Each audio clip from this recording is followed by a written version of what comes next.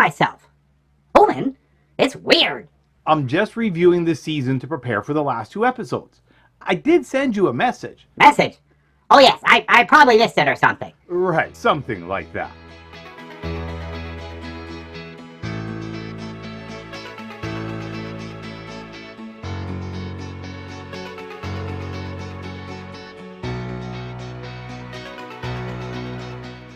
A few weeks ago, and before Ish corrects me, it was a number of weeks ago, you all joined me for a journey going down a rabbit hole. And I asked you to grab a glass of Endorian wine, or blue milk, or perhaps a hot cup of tea. And I asked you to join me on the dark side for cookies. I asked you to escape with me. And for 16 episodes, we have done just that. And here on the penultimate episode of the season, we begin to climb out of the rabbit hole that is simply escapism. So go grab that glass of blue milk or your hot cup of tea, and let's see if we can find the ladder. Welcome to the Chronicles of Geek. Sit back and join Ish and myself, Damon Roth, the geek from the north, this week while we start our conclusion to get out of the rabbit hole of escapism. And don't forget to like and subscribe below.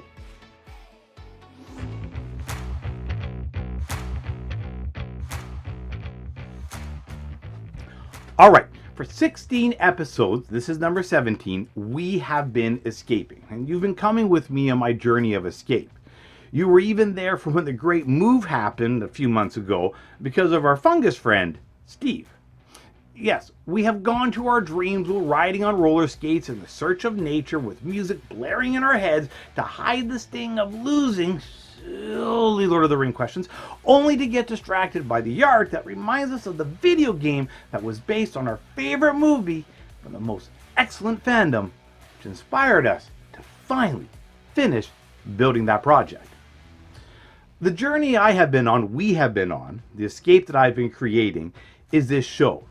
Now, to recap, just shy of 2 years ago now, at the time of creation of this video that is, an elephant disguised as a freight elevator gate, Sarah late 1800s, bounced off the top of my head. The result was a traumatic brain injury, a migraine that has not gone away for basically 2 years. But luckily, I'm from British Columbia, Canada, and our social net has, so far at least, been able to catch me. Well, it's not perfect, but has been given me the time to recover. But me being me, I need a rabbit hole to fall down into and to let my brain binge. Now, we know that any binge that goes on for far too long can lead to dark places. If you're lucky, they will only just become annoying. In addition to the social safety net, I have the most awesome person ever who has accepted me as me. And I have come to accept that yes, I am nothing but a Muppet, but only she gets to call me that. Yes, my spouse, Nicole, has been my pillar of support during my recovery. She even allowed me to take over the entire dining room for 6 months in the middle of the pandemic. But eventually, however, it was time for my brain to really start to recover. In my opinion, a brain injury needs to be treated like any other physical injury, with exercise. But brain exercise. And no, not a billion quizzes or junk like that, or just only physical exercise. Pump, pump, pump, pump.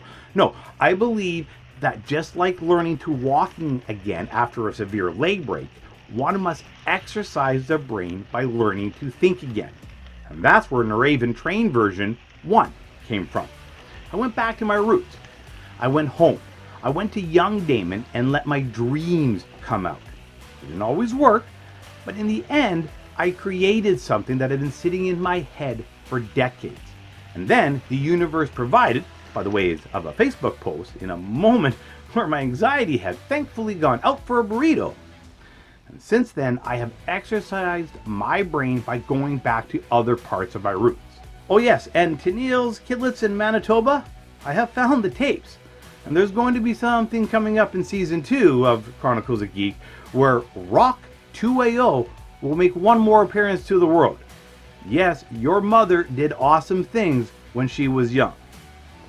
So I went back to my roots, and this show is the result. The escape I needed to rebuild the ability to use my brain, I'm still working on that by the way, but it's like the escape of creation of paintings, and sculptures, or music. And sometimes escape, though, becomes a hobby. And the hobby becomes a passion. Randall Quizomatic. Randall Quizomatic, question 1. Now, just so you know, humans, this episode and the next episode are kind of one episode, so I just stuck all the questions into one big thing and they'll be answered on the final episode. I hope that makes sense. Anyways, we start with a hard one. Way back in episode 5, the moving one, and it was recently just mentioned as well, but what was the name of the fungus? And I'm going to give you a multiple choice on this one. So it's either Steve, Luke, Fred, or Stan. I'm not sure why they named it, but then again, they gave me a name too. I mean, I don't know what's wrong with my number. It works for me. Yes, the next segment coming. I know. Ooh, I'm in it. Why do I have to sort through videos to find things? Silly human making me do stuff when I could be relaxing with a nice tasty beverage. Hey, what's this? I haven't seen this one yet. That's that. Hey, this is Damon's before the Chronicles of Geek. Is this where you got the idea to escape on YouTube? Let's check this out. Thank you for joining us. My name is Damon Roth, and this is Geek News Now. Now, unless you've been living in a swamp on a backward planet, you have had to have heard all about the Disney news that was released yesterday. Star Wars is coming back with the fury of a pod racer, which, of course, as many would say, is most excellent. We all can agree, I am sure, that whether we love or hate the galaxy far, far away, that has indeed had a major impact on our world. Whether the bazillions of credits that the House of Mouse brings in through merch and subscriptions, Star Wars, without a doubt, is one of the most successful franchises in movie history. But there's another side to this story. There are the fans. Fans like me, fans like you. And although Lucasfilm and Disney now have kept a tight grasp worthy of any Sith Lord around their property, every now and then a fan is able to slip through with an expired code, per se. And one of these mega fans is MC Chris. Now, if you've never heard of MC Chris, well, that's not unexpected, but your lack in nerdcore rap disturbs us. MC Chris, born Christopher Ward, is an American rapper, voice actor, comedian, writer. He's associated with the genre of nerdcore hip-hop. He is known for the high pitch of his voice and the combination of his geek heritage with the gangster image that he's associated with. He has released multiple albums, 5 EPs, a couple re-releases, anniversary recordings, all that kind of good stuff. Anyways, in my opinion, what made MC Chris's major victory was his raps involving the Star Wars property. And some of them directly reference Star Wars icons, one of which being the legendary Boba Fett. Now, here's a spoiler alert. If you haven't been paying attention, spoiler alert. Now, Fett, as we know, makes his most triumphant return in this season of The Mandalorian. But did you hear about his vet? And that's where MC Chris comes in with his songs, Fett's Vet. Now, editorial note, MC Chris only holds 50% ownership of this piece, which something which has spawned major controversy for the performer and something that perhaps could be developed in a future time, but not a conversation for right now. We do not have enough moments. Now, first released in 2001, Fett's Vet, along with the artist, saw a major bump in his popularity when it was featured in the film Zack and Miri Make a Porno.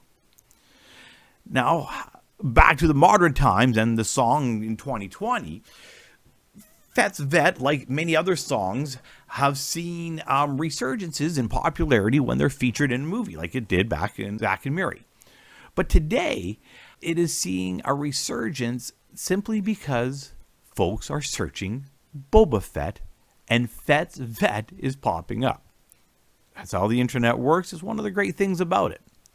Now, if you haven't checked out the song or the videos or anything related to Fett's Vet, do yourself a favor, spend a couple minutes, go down the rabbit hole, see what's there. It's great. It's a great song. And it's quite interesting that how the phenomenon of the internet itself and social media has pulled this song back to the forefront. So much so, the impact has been so great that MC Chris himself took to social media to express his shock but obvious delight with the situation. And with numerous new fans, some of which who weren't even on this planet when the song was originally released, are getting to see this little piece of fan work and what was surprisingly a little predictive. For GNN, Damon Roth. Where did that come from? That's not part of the Chronicles of Geek. Although, to be honest, it actually was the inspiration for this show. Ha! I knew it! Randall Quizomatic question 2. Who wrote Fet's Vet? Who wrote Fet's Vet? Fet's Vet. Who wrote that? Welcome to the Geek Flashback News, where the year is 1957. It was in this year that the creation of the modern graphics tablet that resembles the one you know and love in the 21st century occurred. The first tablet used for handwriting recognition was presented at the Eastern Joint Computer Conference by T.L. Diamond and was branded the Stalator. Most graphic geeks, however, are better acquainted with the RAND tablet, R-A-N-D, introduced in 1964, as it is often misstated as the first digitizer tablet. Funny how often history gets it wrong. The RAND tablet employed a wire grid under the surface of the pad that encoded horizontal and vertical coordinates with a small magnetic signal. The stylus would then receive the magnetic signal, sending coordinate information which was then decoded by the receiving computer. What is interesting, however, is that in the months preceding the EJC conference and about a decade before the RAND, a simple toy came onto the market. The Etch-a-Sketch toy, which was invented in the late 1950s by André Cassagnez, is a mechanical drawing toy now owned by the Spin Master Toy Company of Canada. The toy, which is a plotter, has an inside surface of a glass screen that is coated with aluminum powder, which is then scraped off by a movable stylus, leaving a dark line on the light gray screen. Remarkably similar to the concept of the first viable tablets that later would go on to change the course of animation, graphic design, and simply art overall. This has been your Geek Flashback News. Today's Geek Flashback News has been brought to you by Ripped Apparel. Use the promo code GNN10 for all your finer geek apparel needs. Don't forget to subscribe below to keep up on all your fan-fueled content.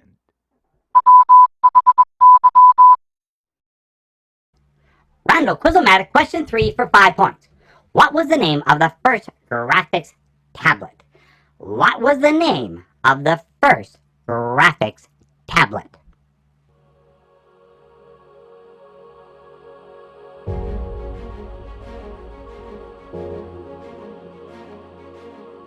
Throughout the season, one of the ways we have been escaping is to jump into a book. We have covered a large range of stories with examples from Star Wars all the way to Jules Verne. And to conclude the season, I'm going to share one of my absolute favorite all-time novels, A Fall of Moondust by legendary science fiction author Arthur C. Clarke.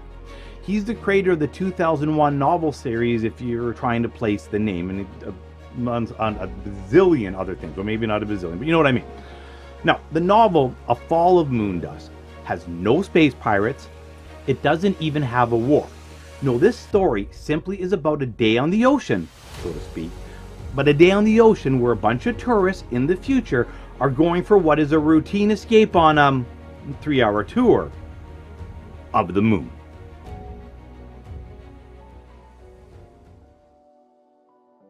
Chapter 1. To the skipper of the only boat on the moon was a distinction that Pat Harris enjoyed. As the passengers filed aboard Selene, jockeying for window seats, he wondered what sort of trip it would be this time. In the rearview mirror, he could see Miss Wilkins, very smart in her blue Lunar Tourist Commission uniform, putting on her usual welcome act. He always tried to think of her as Miss Wilkins, not Sue. When they were on duty together, it helped him keep his mind on business, but what she thought of him, he had never really discovered. There were no familiar faces. This was a new bunch, eager for their first cruise. Most of the passengers were typical tourists, elderly people visiting a world that had been the very symbol of inaccessibility when they were young. There were only 4 or 5 passengers on the low side of 30, and they were probably technical personnel on vacation from one of the lunar bases. It was a fairly good working rule, Pat had discovered, that all old people came from Earth, while the youngsters were residents of the moon. But to all of them, the Sea of Thirst was a novelty. Beyond Celine's observation windows, its gray, dusty surface marched onward unbroken until it reached the stars. Above it hung the waning crescent Earth, poised forever in the sky from which it had not moved in a billion years. The brilliant blue-green light of the mother world flooded this strange land with a cold radiance, and cold it was indeed, perhaps 300 below zero on the exposed surface. No one could have been told merely by looking at it whether the sea was liquid or solid. It was completely flat and featureless, quite free from the myriad cracks and fissures that scarred the rest of this barren world. Not a single hillock, boulder, or pebble broke in its monotonous uniformity. No sea on earth, no mill pond even, was ever as calm as this. It was a sea of dust, not of water, and therefore it was alien to all the experience of men. Therefore also it fascinated and attracted them. Fine as talcum powder, drier in this vacuum than the parched sands of the Sahara, it flowed as easily and effortlessly as any liquid. Nothing could move upon its treacherous surface except the small two-man dust skis and the Celine herself. An improbable combination of sledge and bus, not unlike the snowcats that had opened up the Antarctic a lifetime ago.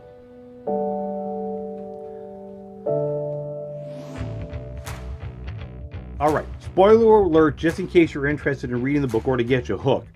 The ship is obviously going to undertake some sort of calamity.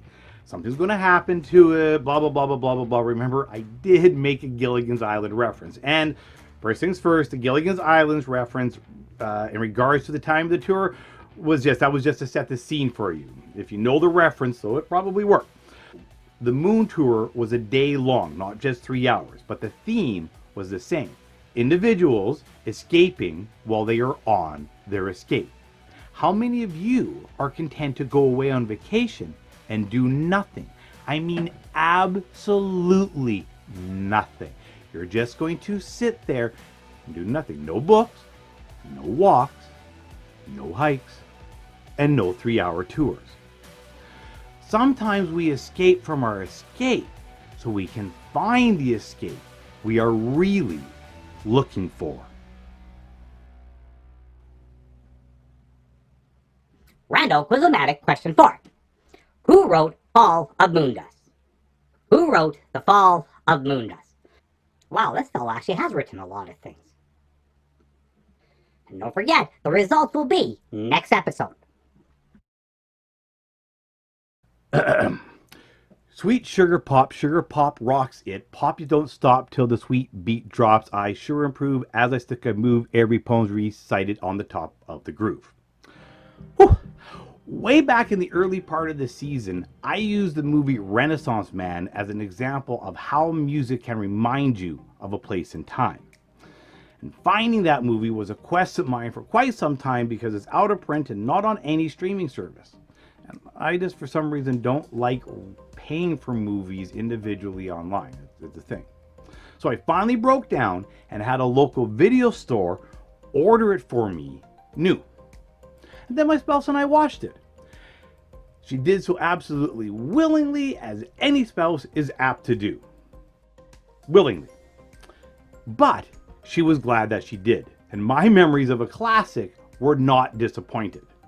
This particular movie was an escape of mine until my VHS copy gave out somewhere in the early 2000s, right before the VCR. It was what could be called a good escape. It inspires me, it makes me want to do great things. It gives me a creative spark. But as we have discovered this season, not all escapism is good. If one goes down too far down the rabbit hole, sometimes you don't make it back out, unless you have help. And even then, if at all. Some escapes can become obsessions that can destroy lives. Video games are perfect examples of this. And so is the quest to be a rock star. Or to catch that long, elusive fish. Charlie, the Legend of the Lake. Escapism needs to be a piece of a pie moment, like in Men in Black 3. A moment where you just take a breath, maybe spend a day looking for Charlie, but you enjoy something that gives you a little bit of pleasure. You inhale and you try to remember to not lose sight of the forest for the trees. And escapism can be a tree that makes the forest disappear completely. Remember, that's where the rabbit holes are, under the tree. Now, I want you to take a moment after this episode, and if you have a partner or friend nearby, grab them for this. It actually works better. If you have a group, it works as well. We're going to do a little exercise in escape. You will need about 3 to 10 minutes, possibly longer if you actually fall down the rabbit hole, and it's not a bad one. What I want you to do is find a song that you remember from days gone by. Start it up. Relax. Chillax. Close your eyes. Remember where you were when you first heard it, or where it became a song that means something. Remember the time that it was, remember the feelings, remember the emotions, and then compare notes with whoever is there, or even just yourself. And we will talk next episode. Jump to the jam, boogie woogie jam slam, bust the dialect, I'm the man in command.